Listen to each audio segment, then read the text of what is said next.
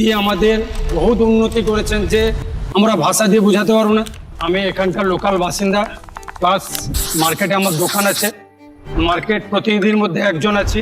মার্কেটে আমাদের ঝুপড়ি ছিল, ওটাকে ছড়িয়ে ছিটিয়ে একটা ভালো পজিশনে একটা এনে দিয়ে সাজিয়ে গুছিয়ে একটা বাজার করে দিয়েছেন।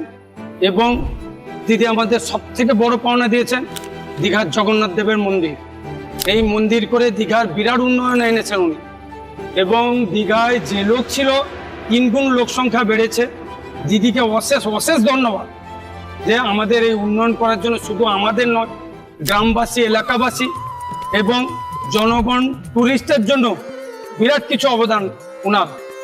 উনি যা করেছেন, উনার ঋণ আমরা শোধ করতে পারবো না।